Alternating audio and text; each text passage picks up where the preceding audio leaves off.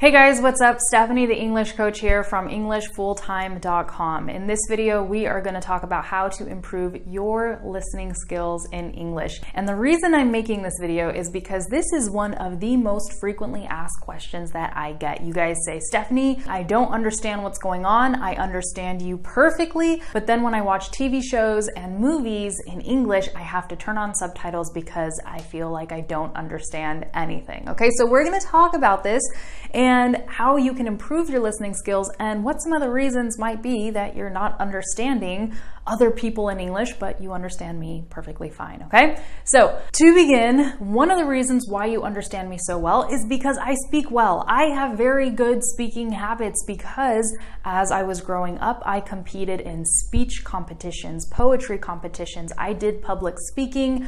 I did acting classes. I sang in choirs. I sang in jazz groups, okay? There are so many things that I did growing up that really focused on helping me improve my voice and have a strong voice and the voice that I have. And also, as I've become an adult, I really focus on my voice because your voice is something that everyone has to listen to, not just you, okay? Have you ever made a video and you're like, oh, I hate my voice? Well, think about it. If you hate your voice, what do other people think about your voice? Because everyone has to listen to your voice, right? So I didn't want to hate my voice. I focused on improving my voice, and I really just started listening to my speech, my patterns, my speaking habits, the tone of my voice, okay, the sound, the volume, everything, and I started paying attention to it. Anytime you start paying attention to something and you're actively trying to improve it and thinking, why don't I like this? What can I do to improve it? You're going to start noticing things. Like if you listen to my voice and you ask yourself, okay, why do I like Stephanie's voice? You're going to be able to identify specific things about my voice that you like. Maybe it's the fact that I go up and I go down when I speak or something like that. And then you're going to be able to incorporate that, okay? You don't need a teacher or somebody to show you how to do all of these things. You can just identify what it is and then start imitating the way that I speak or the way anybody speaks. Whoever speaks in a way that you like, maybe it's a famous actor or someone on TV, you can analyze their voice. What do you like about it? What do you not like about it? And then you can start to imitate them. So going back to the good speaking habits I was telling you guys about, one of the things that I do is I enunciate and I'm very expressive. So I speak not just with my vocal cords and my tongue and my mouth, but I speak with my eyes, I speak with my facial expressions. I speak in a way that communicates to you and helps make me more understandable. Also the way that I pause when I speak or the words that I emphasize when I speak. All of that helps you focus on what I'm saying and be able to listen to me for a long time. And like I said, I enunciate, I don't mumble, I have good pronunciation habits. Again, these are just things that I learned how to do growing up because of the experiences that I had. I never had a teacher that really, taught me how to do all of this. It just was something that I sort of had to do because of the activities that I was involved in. And I also taught in classrooms for several years, and I don't know if you have experience, presenting in front of huge groups of people, but if you're not entertaining or if you don't speak in a certain way, people will not pay attention to you. And so I have had to learn, basically because of survival, that if I want people to pay attention to my message, I have to deliver it in a way that's going to hold their attention, right? So just life experience has taught me how to present in certain ways. And this is why I present the way that I do. And not everybody's going to like it, and that's totally okay. But a lot of you have commented on my videos saying, wow, we understand you. What's going on? Okay, so that's one of the reasons. Now, the other reason you might understand me more than, TV shows and series and stuff like that is because maybe you're more familiar with my accent. I grew up in California, so I speak like the way people speak in California. And this means that if you watch TV shows that are based in the US, a lot of times these shows have my same accent. The people in there speak the way that I speak. So you're just very familiar with my dialect of English, okay, with my way of speaking. Now, if you watch, I don't know, the news in Ireland or in the UK or in Australia, maybe you're not as familiar with those accents because you have not consumed as much material from those regions, okay, with their specific English dialect and way of speaking. Another reason that you might understand me a lot more than other people is because when I make YouTube videos or videos in general, I am presenting. So it's not that I'm trying to slow down. I'm not slowing down. As you guys can see, I'm speaking rather quickly right now. Actually, right now I'm speaking more quickly than I would in a natural conversation. In a natural conversation, you guys, I take my time. I'm pretty slow. I relax. But when I'm presenting, all of a sudden, I don't know what happens. Something inside of me just wants to go faster. And that might be, you know, me just wanting to keep everyone's attention. But as I go faster, I'm also taking special care to make sure I'm pronouncing words well so you guys can understand me even though I'm speaking faster. And I notice it because when I present in front of a large group for an hour or an hour and a half, oh my gosh, my voice is so sore. And that's when I realize, wow, that I'm really putting a huge effort into the way that I'm speaking so that I can be understood. In natural conversation, I go slower. I don't support my voice as well. So when we say support, we're talking about the volume of the voice, okay? I'm really using my diaphragm and my muscles in my diaphragm to project my voice. And even though I'm the only person in this room right now, I'm speaking in such a way where if someone was, 50 feet away, they would probably still be able to hear me. That's supporting your voice and projecting. That's what I do when I make these videos because I am presenting and it's just this state of being and it's just the way that I present. It's how I do it. So that's another reason why you probably understand me so well. Now, when you're watching TV shows, you're not watching people present, you're watching people act. So people are acting, but they're pretending to be in their natural, normal environment. They're not projecting, they're not pronouncing words in a way so that anybody could understand them. They're just talking, okay? This is also why I've been making a series on my YouTube channel about fast speech to help you guys get more familiar with these ways of speaking, with how native speakers combine words in English so that you can start understanding us more. So yeah, in these TV shows, people are using slang, they're using idioms, maybe they are mumbling, they're speaking in ways that you don't necessarily understand. And you will learn to understand people in these shows. I promise you will, but it really takes time. You have to consume hours and hours and hours and hours of TV shows over a long period of time, okay? This does not happen in 6 months. It could take a year, it could take 2 years of consuming material like that on a daily basis for you to really start understanding everything that you hear. And then there are always gonna be things that go over your head, okay? When we say go over your head, that means there's always gonna be things that you don't understand. And I'm sure this happens in your native language too. Maybe there's a joke that goes over your head. And so if it happens in your native language, it's also going to happen in English. And the better you get, the more you're going to be able to understand. And the more you expose yourself to English, the more you're going to be able to understand. So now I'm going to share some stories with you to put all of this into perspective. I studied Spanish in Argentina for 6 months. Then I ended up living in Argentina for several years, right? But in high school and college, I studied Spanish, and it was my dream to study Spanish abroad. So I went to Argentina for 6 months, and then I went back to the USA. And when I went back, I was like, oh my gosh, this is so exciting. I studied Spanish in Argentina. My Spanish is probably so good, because I had that experience of being immersed in the culture and in the language for 6 months. So I go back to the USA and I went to this outdoor market with a friend, and my friend was Mexican, and there were lots of different booths with people selling different items, okay? And I come to this booth and I noticed there was a Hispanic man selling items, and I was like, oh, perfect. This is the perfect opportunity for me to show off, my great Spanish and how good I've gotten, etc. So I asked about a product in Spanish to this Hispanic man, and I said, hi, wow, look at this product, it's beautiful, whatever, how much does it cost? And you know what he said? He was like, and I was like, okay, thanks, bye.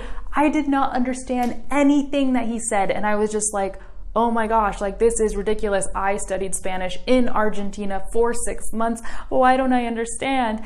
And then that's when I really learned, hey, just because you studied in a country does not mean you're gonna now understand every single native speaker, okay? It does not work like that, because there are different types of English, you guys. There are different types of Spanish, and then each individual person has a specific way of speaking. You know, younger people use more slang. Older people use words that, you know, younger people never use. So there's so many different types of ways of speaking, and this is why it can get so frustrating for you guys as learners. So my tip here is for you to be patient with yourself and for you to be patient with your learning experience, because again, just because you study a language for years, or just because you're super familiar with the American accent, or just because you studied English in the USA does not mean that now you're going to understand every single native speaker all the time, right? There are some specific comedians in Spanish that I really like, and I watch their shows, and every single time I watch their shows, I'm like, oh my gosh, I've seen this show 5 times, but this is the first time I understand that joke, or the first time I get that joke, or the first time I hear that word. You can listen to the same thing multiple times and pick up something new every single time, because you're getting more and more and more familiar with the language as you go. Now, the next thing I want to tell you guys about is how my sister-in-law, Ren's younger sister, okay, my husband's younger sister, how she really improved her English. When we first met, she understood some English, but she really didn't speak it. And then she just watched so much TV in English, and she listened to so much music in English, that now we can talk in English and have an entire conversation, and she understands everything. It's phenomenal. And I'm just like, wow, you've had such an incredible transformation. And I know exactly how she did it, because I would see her almost every single day. And every single day she'd be watching TV in English, listening to music in English. And then she would look up the lyrics, read the lyrics, learn the lyrics, and sing the songs. She was extremely involved over a 4-year plus period with English, to the point where now she speaks it and she doesn't feel nervous when she speaks it. She doesn't lack confidence or anything. Her pronunciation is not perfect. Sometimes she messes up. Her grammar is not perfect. Sometimes she messes up, but still, that is how she was able to really learn English and improve her listening skills. Again, constant exposure day after day, year after year. Now with that, I want to end by sharing another story, okay? This is the story about a guy I did a private coaching call with back when I did private calls. I do not offer private sessions anymore. But basically, during this call, he was like, Stephanie, I'm so frustrated with my listening skills. What do I have to do to improve? And I was giving him all this advice, like the best possible advice I could give. And then he would repeat himself and he'd say, Stephanie, I'm really struggling with my listening skills. What do I have to do to improve? And so I'd give him more advice, and I'd tell him more stories, and I'd explain in detail exactly what he had to do. And then he'd say, Stephanie, I'm really struggling with my listening skills. I really just want to know what I have to do.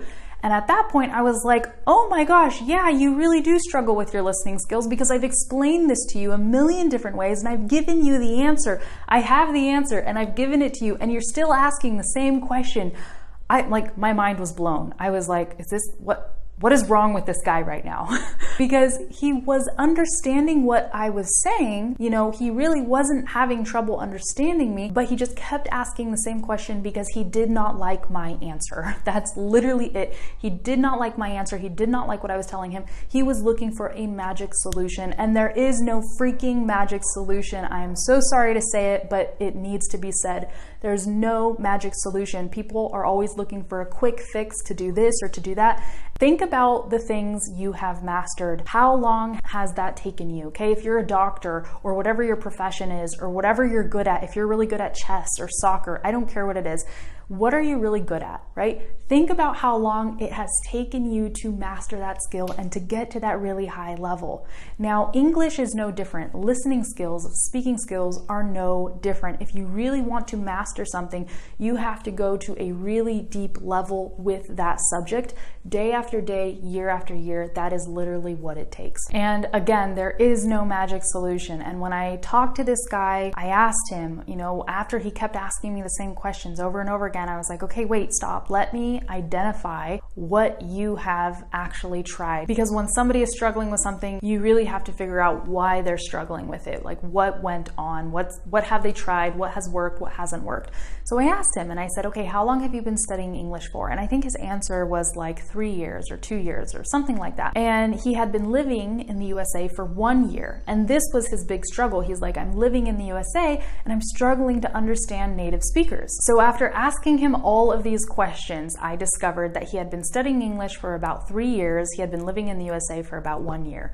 But before going to the USA, he was not very involved with English. He was studying using textbooks and he was not exposing himself to the language. He did not watch TV shows in English. He did not listen to music in English.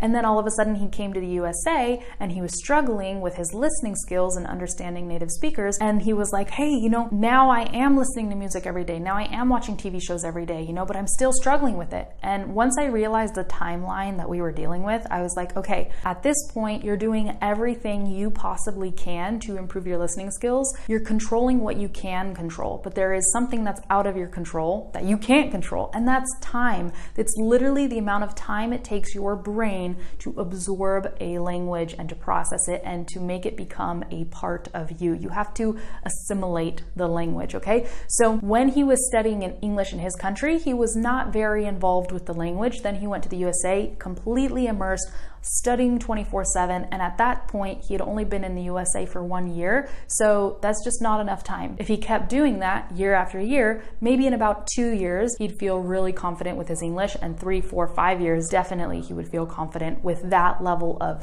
study and immersion. So anyhow, I really hope that this video answers your guys' questions about why you understand me and why you don't understand other people, and hopefully you guys are satisfied with these answers, because this is the answer. If you're here looking for a magic solution or something like you have to listen to English while you sleep for 30 minutes every day and then, I don't know, drink some special brain juice and this and this and that, I don't know.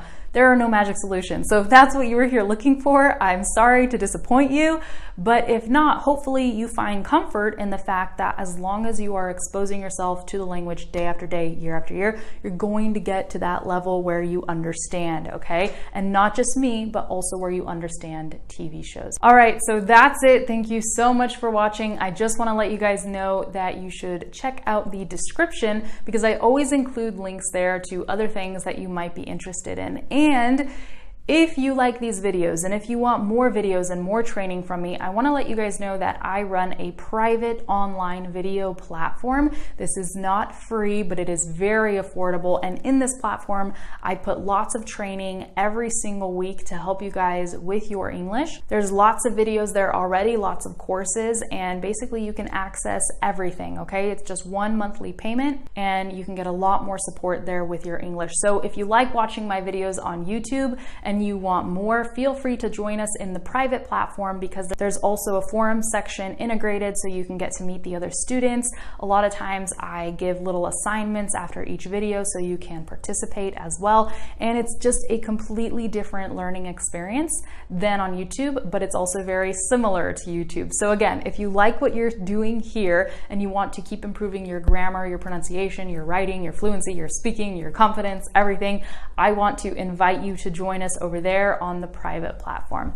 All right, that's it, you guys. I hope you enjoyed this video. I hope you learned something. Please let me know what you learned in the comments. And if you are one of my more advanced subscribers, okay, and if you understand TV shows, and if you understand music in English and native speakers who speak with different dialects, please tell everybody in the comments how you achieved that, because I swear everybody's looking for the magic solution. I'm convinced that there is no magic solution. There's just different ways to improve your listening skills. You have to do what you enjoy, right? But please share what worked for you in the comments, because people are going to be able to learn from you, to learn from your suggestions, and I would just really appreciate that. So thank you for subscribing. Thanks for watching my videos, you guys. I hope you're learning a lot, and that's all. I will see you in another video. Bye.